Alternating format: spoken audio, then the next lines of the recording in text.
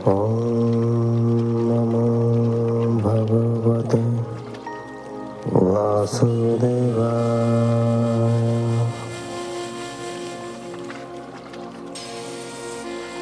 ॐ नमो भगवते वासुदेवाय।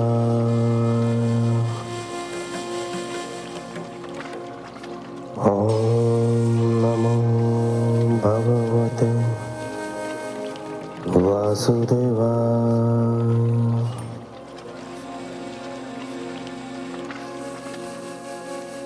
आप सुन रहे हैं हिंदू रिचुअल्स, हिंदू रीति रिवाज द्वारा प्रसारित श्रीमद् भागवत महापुराण।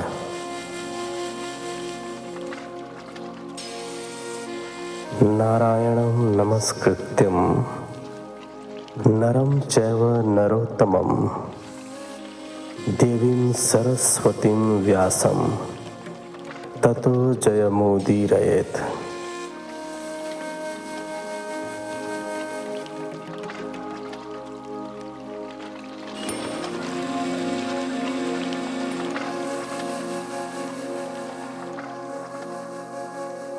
सप्तम स्कंध। सप्तम स्कंध में कुल अध्यायों की संख्या 15 है, जिन्हें आप अलग अलग एपिसोड्स के माध्यम से सुन पाएंगे। सप्तम स्कंध के इस एपिसोड में आप सुनेंगे पहले अध्याय से लेकर चौथे अध्याय तक। तो चलिए कथा प्रारंभ करते हैं पहले अध्याय से। हिंदू रिचुअल्स, हिंदू रीति रिवाज सनातन धर्म के प्रसार के लिए अथक प्रयत्न कर रहा है। इस यात्रा में अब हमें आप सभी के सहयोग की और अधिक आवश्यकता है, ताकि हम अपने वेदों, पुराणों, उपनिषदों और शास्त्रों आदि का ऑडियो बुक के रूप में पुनर्संकलन कर भावी पीढ़ियों के लिए इन्हें संरक्षित कर सकें।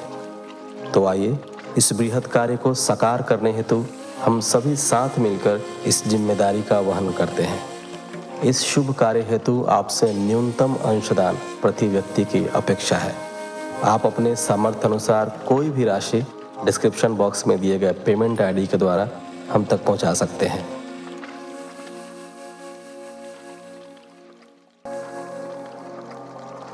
पहला अध्याय। देवर्षि नारद और युधिष्ठिर की बातचीत तथा जय विजय की कथा। राजा परीक्षित ने पूछा, मुनिवर, भगवान तो स्वभाव से ही समदर्शी हैं, उनमें किसी प्रकार का भी भेदभाव नहीं है। समस्त प्राणियों के लिए उनके हृदय में दया का भाव है। फिर उन्होंने साधारण मनुष्य की भांति देवताओं का पक्ष लेकर दैत्यों का वध क्यों किया? श्री शुकदेव जी ने कहा, राजन, भगवान के इस अद्भुत चरित्र के लिए तुमने बड़ा सुंदर प्रश्न किया है। इसके सुनने से भगवान के प्रति प्रेमा भक्ति का उदय होता है। भगवान तो निर्गुण, अजन्मे, अव्यक्त और प्रकृति से परे हैं। ऐसा होने पर भी वे अपनी माया के गुणों को स्वीकार करते हैं और मृत्यु तथा मृत्यु देने वाले दोनों रूपों को ग्रहण करते हैं। सत्वगुण, रजोगुण और तमोगुण ये प्रकृति के 3 गुण हैं, परमात्मा के नहीं हैं। परमात्मा सभी जीवों के शरीर में रहते हैं। उन्हें जानने के लिए आत्म मंथन करना पड़ता है। बिना आत्म मंथन के अथवा आत्मा के स्वरूप को जाने बिना कोई भी परमात्मा की शक्ति का अनुभव नहीं कर सकता। परमेश्वर जब अपने लिए शरीर का निर्माण करना चाहते हैं, तब अपनी माया से रजोगुण की अलग से सृष्टि करते हैं। जब वे विचित्र और पवित्र योनियों में रमण करते हैं तब सत्व गुण की सृष्टि करते हैं। जब वे योग निद्रा में शयन करते हैं तब तमोगुण बढ़ा देते हैं। वे तो सत्य संकल्प हैं। वे ही जगत की उत्पत्ति, पालन और संहार की सृष्टि करके अपनी लीला प्रकट करते हैं। वे काल के अधीन नहीं हैं, अपितु काल उनके अधीन है। राजन, इस विषय में देवर्षि नारद ने एक कथा कही है। यह उस समय की बात है जब महाराज युधिष्ठिर ने राजसूय यज्ञ किया था और भगवान श्री कृष्ण ने शिशुपाल का वध कर दिया था। उस समय देवर्षि नारद भी वहां उपस्थित थे। तब यज्ञ मंडप में ही युधिष्ठिर ने देवर्षि नारद से प्रश्न किया था। युधिष्ठिर ने पूछा था, देवर्षि, भगवान श्री कृष्ण ने शिशुपाल का वध कर दिया और उसकी जीवात्मा ज्योति रूप में भगवान में समा गई। श्री कृष्ण में समा जाने के लिए तो बड़े बड़े भक्तों के लिए भी दुर्लभ होता है। फिर भगवान से द्वेष करने वाले शिशुपाल को यह गति कैसे मिली? मैं जानता हूँ कि पूर्व काल में भगवान की निंदा करने के कारण ऋषियों ने राजा वेन को नरक में डाल दिया था। यह दमघोष का लड़का पापात्मा शिशुपाल और शिशुपाल का भाई दुर्बुद्धि दंतवक्र दोनों ही तुतला कर बोलने लगे थे। तभी से ये दोनों भगवान से द्वेष करते रहे हैं, सदैव भगवान को गालियां देते रहे हैं, परंतु इन्हें न तो नरक की प्राप्ति हुई और न इनकी जीभ में कोढ़ ही हुआ। फिर भी ये दोनों मरते ही भगवान में लीन हो गए। ऐसा किस कारण से संभव हुआ? आप कृपया मुझे इसका रहस्य बताइए। नारद जी ने कहा, युधिष्ठिर, निंदा, स्तुति, सत्कार और तिरस्कार इस शरीर के ही होते हैं। जब इस शरीर को ही अपना आत्मा मान लिया जाता है तब यह मैं हूँ और यह मेरा है ऐसा भाव बन जाता है। यही सारे भेदभाव का मूल है। इसी के कारण ताड़ना और दुर्वचनों से पीड़ा होती है। अभिमान के कारण ही मनुष्य शरीर की मृत्यु को अपनी मृत्यु मान लेता है, परंतु परमात्मा के मन में जीवों के प्रति अभिमान का कोई भाव नहीं है। इसीलिए उन्हें पुरुषोत्तम कहा जाता है। यदि वे किसी प्राणी को दंड भी देते हैं तो उसके कल्याण के लिए देते हैं, किसी द्वेष अथवा ईर्ष्या के कारण नहीं। फिर चाहे कोई पूर्ण वैर भाव से अथवा बिना किसी वैर भाव से अथवा पूर्ण भक्ति भाव से, भय से, स्नेह से अथवा किसी कामना से भगवान में अपना चित्त लगा देता है तो भगवान उनमें भेद नहीं करते। समदर्शी भाव से वे अच्छे और बुरे दोनों व्यक्तियों को अपने हृदय से लगा लेते हैं। युधिष्ठिर, मेरा ऐसा दृढ़ निश्चय है कि मनुष्य वैर भाव से भगवान में जितना तन्मय हो जाता है उतना भक्ति योग से नहीं होता। वैर करने वाले उनका चिंतन करते करते पाप रहित होकर उन्हीं में लीन हो जाते हैं। ऐसा उदाहरण एक यही नहीं है। अनेकों मनुष्य काम, द्वेष और भय से अपने मन को भगवान में लगाकर अपने सारे पापों से मुक्त होकर भगवान को प्राप्त हुए हैं। ठीक वैसे ही जैसे कोई भक्त भक्ति की लय में होकर भगवान को प्राप्त हो जाता है। गोपियां और गोप स्नेह और प्रेम से, कंस भय से, शिशुपाल गालियों से, पापी अजामिल नाम लेने मात्र से भगवान को प्राप्त हो गए थे। शिशुपाल और दंतवक्र दोनों ही विष्णु भगवान के पार्षद थे।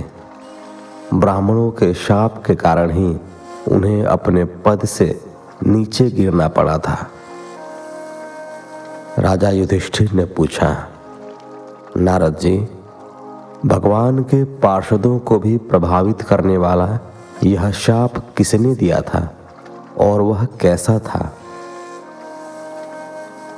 नारद जी ने कहा, युधिष्ठिर, एक दिन ब्रह्मा जी के मानस पुत्र सनकादि ऋषिगण तीनों लोकों में स्वच्छंद विचरण करते हुए बैकुंठ लोक जा पहुंचे। उन्हें साधारण ऋषिगण समझकर द्वारपालों ने उन्हें भीतर जाने से रोक दिया। इस पर क्रोधित होकर उन्होंने द्वारपालों को शाप दिया कि तुम दोनों भगवान के समीप रहने के योग्य नहीं हो, इसलिए तुम शीघ्र ही असुरों की पाप योनि में जन्म लोगे। उनके इस प्रकार शाप देने से वे दोनों जय विजय नाम के द्वारपाल बैकुंठ लोक से नीचे गिरने लगे। तब सनकादि कृपालु महात्माओं ने उनके विनती करने पर उनसे कहा कि वे 3 जन्मों का शाप भोग कर फिर से बैकुंठ लोक में आ जाएंगे। युधिष्ठिर, पहले जन्म में वे दिति के पुत्र हिरण्यकशिपु और हिरण्याक्ष बने। भगवान विष्णु ने उन्हें नृसिंह और वाराह अवतारों द्वारा मार डाला था। दूसरे जन्म में वे दोनों विश्रवा मुनि के द्वारा केशिनी अर्थात कैकसी के गर्भ से राक्षस रूप में रावण और कुंभकर्ण हुए। भगवान विष्णु ने दशरथ पुत्र श्री राम के रूप में अवतार लेकर उनका वध किया। तीसरे जन्म में वे दोनों तुम्हारी मौसी के लड़के शिशुपाल और दंतवक्र के रूप में आए। भगवान विष्णु ने श्री कृष्ण का अवतार लेकर दोनों को अपने सुदर्शन चक्र से मार डाला। सुदर्शन चक्र के स्पर्श से उनके सारे पाप नष्ट हो गए और वे दोनों शाप मुक्त होकर बैकुंठ लोक को चले गए।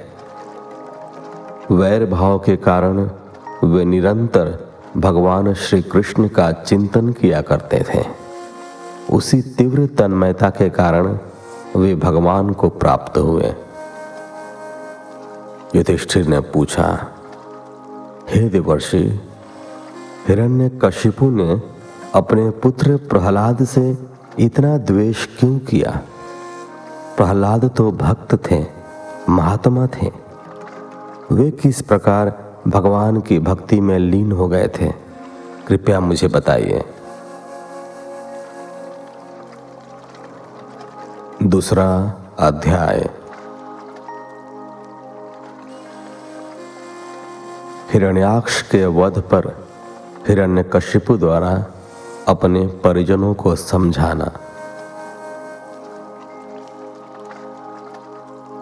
नारद जी ने कहा, युधिष्ठिर, भगवान ने वाराह अवतार लेकर जब दैत्य हिरण्याक्ष को मार डाला तो उसके बड़े भाई हिरण्यकशिपु को बड़ा शोक हुआ और वह क्रोध में भर गया।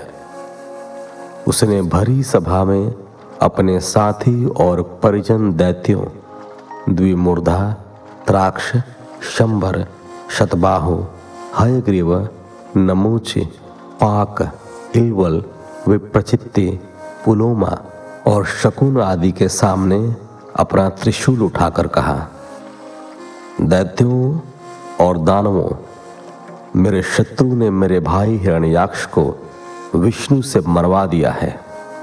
यह सारा कार्य देवताओं का है। उन्होंने ही विष्णु को बरगलाया है। यद्यपि विष्णु पहले बड़ा शुद्ध और निष्पक्ष था। वह देवता और दैत्यों को समान भाव से ही देखा करता था, परंतु अब वह माया से वाराह आदि रूप धारण करके अपने स्वभाव से गिर गया है। जो भी उसकी सेवा करता है उसका अनुनय विनय करता है, वह उसी का हो जाता है। उसका चित्त स्थिर नहीं है। अब मैं इस त्रिशूल से उसे मार डालूंगा और उसके रक्त से अपने भाई का तर्पण करूंगा, तभी मेरे हृदय को शांति मिलेगी। इन दिनों पृथ्वी पर ब्राह्मण और क्षत्रिय बहुत बढ़ गए हैं। तुम लोग पृथ्वी पर चारों ओर फैल जाओ और जो लोग तपस्या, यज्ञ, स्वाध्याय, व्रत और दान दक्षिणा देने में लगे हैं, उन सभी को तुम लोग मार डालो। उनके मरते ही विष्णु का नाम लेने वाला कोई नहीं बचेगा। देवता लोग भी मर जाएंगे, क्योंकि उन सभी धर्म कर्मों का बीज पुरुष यह विष्णु ही है। दैत्य लोगों का तो स्वभाव ही यह होता है कि वे दूसरों को सताकर सुखी होते हैं। हिरण्यकशिपु उनका राजा था। उसकी बात सुनकर सभी दैत्य खुशी से उछलने लगे और अपने राजा की जय बोलने लगे। वे सारी पृथ्वी पर अपने अपने विचित्र अस्त्र शस्त्र लेकर फैल गए और लोगों को मारने लगे। ऋषियों के आश्रम उन्होंने उजाड़ डाले, यज्ञों को विध्वंस कर दिया, बड़े बड़े कस्बे और गांव उन्होंने जला डाले। प्रजा में हाहाकार मच गया। देवता लोग भी इधर उधर जान बचाकर छिप गए। युधिष्ठिर, अपने भाई की मृत्यु से हिरण्यकशिपु बड़ा अशांत और दुखी था। उसका दाह संस्कार पूरा करके उसने अपने भतीजों शकुनी, शंबर, धृष्ट, भूत संतापन, वृक, कालनाभ, हरिश्मश्रु और उत्कच को सांत्वना दी और उनकी माता रुषा भानु को और अपनी माता दिति को देश काल के अनुसार समझाया। माँ, बहू और प्रिय पुत्रों, तुम्हें प्रिय हिरण्याक्ष के लिए किसी प्रकार का भी शोक नहीं करना चाहिए। वह वीर था और उसने वीरगति पाई थी। वीरों के लिए ऐसी मृत्यु प्रशंसनीय होती है। इस संसार में जीव दैववश ही एक दूसरे से मिलते हैं और बिछुड़ जाते हैं। आत्मा तो नित्य है, अविनाशी है, शुद्ध है और शरीर से परे है। शरीर मरता है, आत्मा कभी नहीं मरता। उसका स्थूल और सूक्ष्म शरीर से कोई भी संबंध नहीं है। शरीर को ही आत्मा समझ लेना अज्ञान है। जन्म, मृत्यु, अनेक प्रकार के शोक, अविवेक, चिंता और ज्ञान के विस्मृति, सबका कारण यह अज्ञान ही है। इस विषय में मैं तुम्हें एक प्राचीन प्रसंग सुनाता हूँ। इसमें मृतक व्यक्ति के संबंधियों के साथ यमराज की बातचीत कराई गई है। तुम लोग इसे ध्यान से सुनो। उशी नामक देश में एक बड़ा यशस्वी राजा था। उसका नाम सुयज्ञ था। युद्ध में शत्रुओं ने उसे मार डाला। उसके मरने पर उसके भाई बंधु उसे घेर कर बैठ गए। उसके सारे अस्त्र शस्त्र छिन्न भिन्न हो गए थे। कवच टूट फूट गया था। बाणों के आघात से शरीर जगह जगह से जख्मी हो गया था और उससे रक्त बह रहा था। सारा चेहरा शत विशत हो गया था। राजा सुयज्ञ की पत्नियों ने अपने पति की ऐसी दशा देखी तो उन्हें बहुत दुख हुआ। वे दहाड़ मार मार कर रोने लगीं और सिर पटकने लगीं। वे जोर जोर से विलाप करती हुई अपनी छाती पीटती और स्वामी के चरणों से लिपट जाती। उन्हें सर्वाधिक दुख इसी बात का था कि अब पति के बाद उनका क्या होगा। वे अपने पति के साथ बिताए क्षणों को याद कर करके रोने लगीं। उनके कारण राजा के दाह संस्कार में बड़ा विलंब हो रहा था। तभी सूर्यास्त हो गया। उसी समय स्वयं यमराज एक भिक्षु बालक के वेश में वहां आए और उनसे कहने लगे। यमराज ने कहा, आप लोग तो बड़े चतुर हैं, रोज ही लोगों का मरना जीना देखते हैं, फिर भी इस प्रकार मूर्खों की तरह विलाप कर रहे हो। यह मनुष्य तो जहां से आया था वहीं चला गया है। आप लोग भी एक ना एक दिन यहां से चले जाओगे, फिर इस प्रकार शोक क्यों करते हो। आपसे अच्छे तो हम ही हैं कि हमारे माँ बाप ने हमें छोड़ दिया है। अभी हम बालक ही हैं, हमारे शरीर में पर्याप्त बल भी नहीं है, फिर भी हमें कोई चिंता या भय नहीं है। वन के हिंसक पशु, शेर, चीते और भेड़िए भी हमसे कुछ नहीं कहते। जिसने गर्भ में हमारी रक्षा की थी वही हमारी रक्षा करता है। यह संसार तो प्रभु का खिलौना मात्र है। वह इसे अपनी इच्छा से बनाता है, इसके साथ खेलता है और तोड़ डालता है। भाग्य यदि अनुकूल हो तो रास्ते में गिरी वस्तु ज्यों की त्यों पड़ी रहती है, कोई उसे छूता तक नहीं। लेकिन यदि भाग्य प्रतिकूल हो तो घर की तिजोरी में सुरक्षित रखी वस्तु भी चोरी हो जाती है। ईश्वर की इच्छा से मनुष्य का जीवन सुरक्षित और सुखी रहता है और उसी की इच्छा से यह नष्ट हो जाता है और दुखी रहता है। हे देवियों, सभी प्राणियों की मृत्यु अपने पूर्व जन्मों के कर्मों के अनुसार उसी समय पर होती है जो उसके लिए निश्चित है। उसी के अनुसार वह स्थान विशेष पर जन्म भी लेता है, परंतु आत्मा शरीर में रहते हुए भी उससे अलग रहता है। वह न जन्म लेता है न मरता है। मिट्टी के मकान की भांति यह शरीर भी मिट्टी का है। मोह के वशीभूत होकर सब इसे अपना समझ लेते हैं। जैसे पानी में विकार होने पर बुलबुले बनते हैं और पानी में ही नष्ट हो जाते हैं, उसी प्रकार ये शरीर बनते बिगड़ते रहते हैं। जैसे आकाश सब जगह रहने पर भी किसी के दोष गुण से लिप्त नहीं होता, उसी प्रकार यह आत्मा सभी जीवों में रहकर भी उनसे लिप्त नहीं होता। हे अज्ञानियों, तुम जिसके लिए शोक कर रहे हो वह सुयज्ञ नाम का शरीर तो तुम्हारे सामने पड़ा है, लेकिन इसमें रहकर जो सुनता था, बोलता था, उसे तो तुमने नहीं देखा। वह तो कभी का इसे छोड़कर चला गया। फिर तुम किसके लिए शोक कर रहे हो? क्या इस शरीर के लिए जो कुछ ही देर में सड़ने गलने लगेगा और बदबू देने लगेगा? तब तुम ही इससे घृणा करने लगोगे, जल्द से जल्द इसे अपने से दूर करना चाहने लगोगे।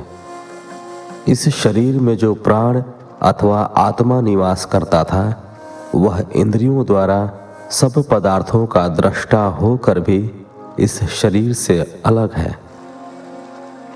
वही शरीर को ग्रहण करता है और आवश्यकता न रहने पर उसे छोड़ देता है।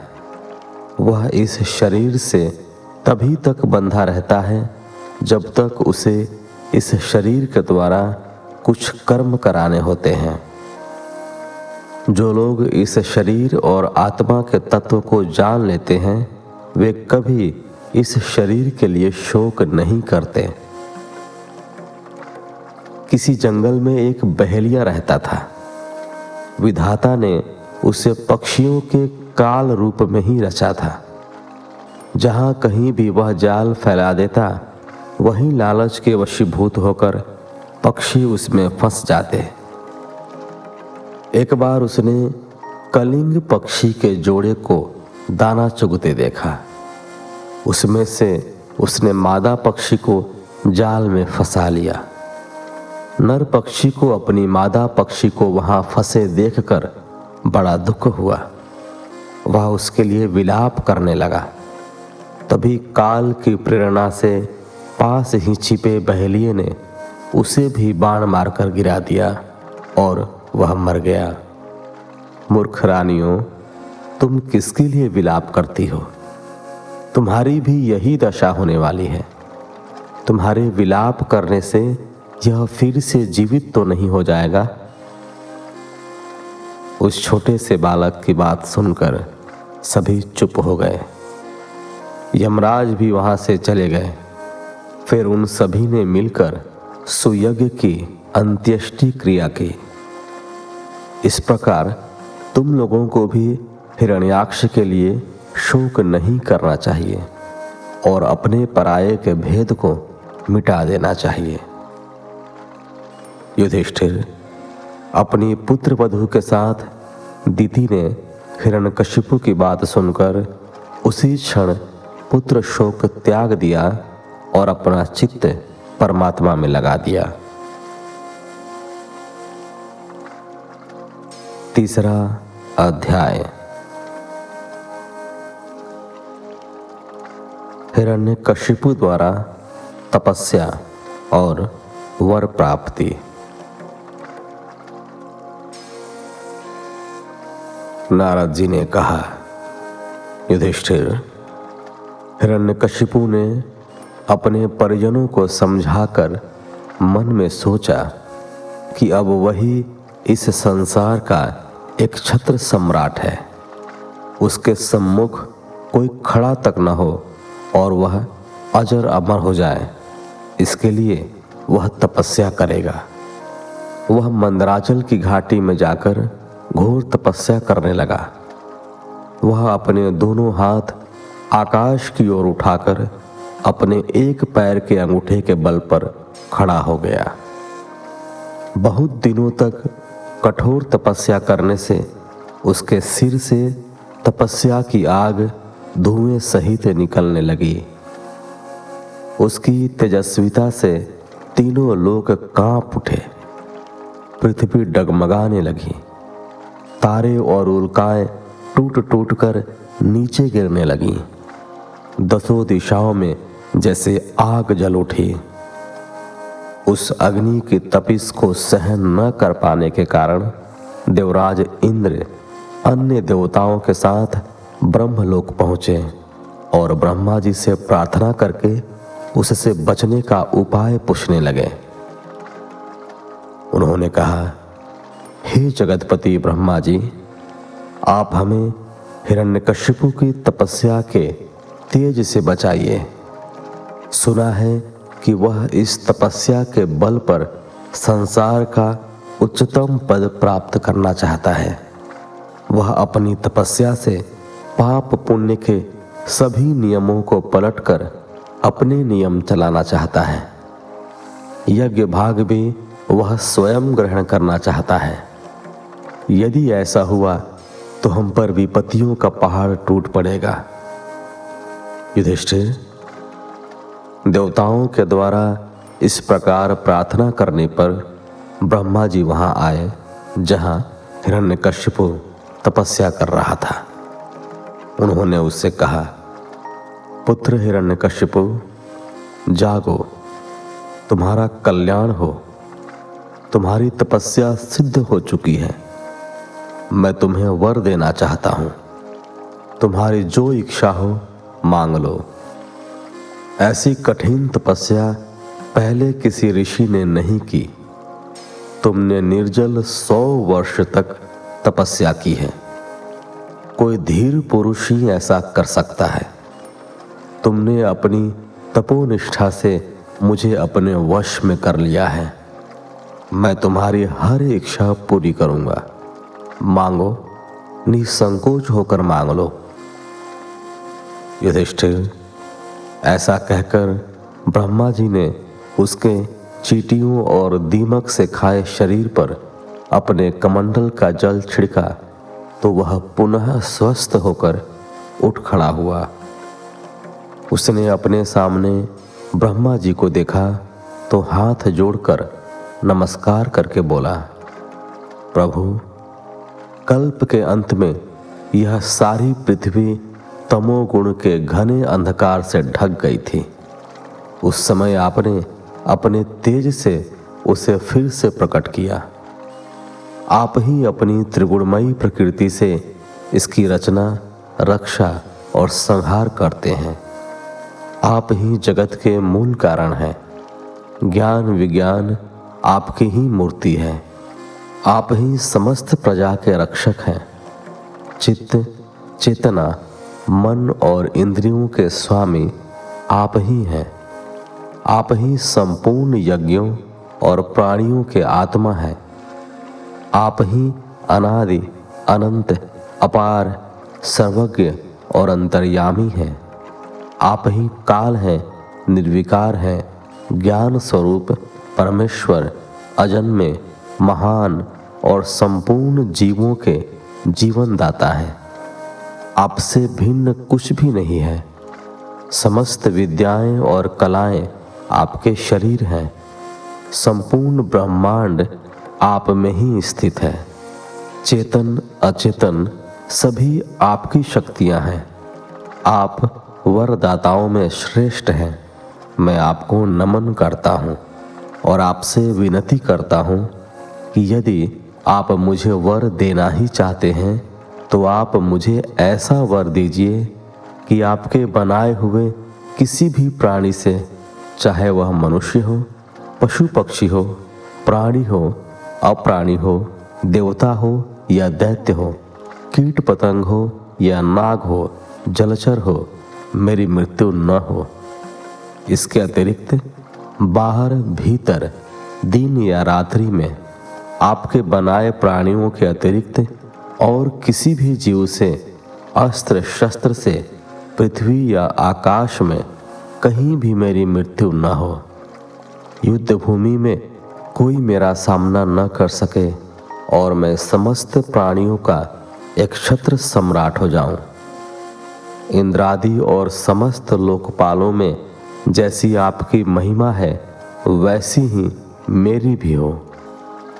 तपस्वियों और योगियों को जो अक्षय ऐश्वर्य प्राप्त है वह मुझे भी दीजिए। ब्रह्मा जी ने कहा, पुत्र, समस्त जीवों के लिए ये सभी चीजें दुर्लभ है, परंतु मैं तुम्हें ये सभी वर देता हूं। ऐसा कहकर ब्रह्मा जी अंतर्धान हो गए। चौथा अध्याय। हिरण्यकशिपु के अत्याचार और प्रहलाद के गुणों का वर्णन।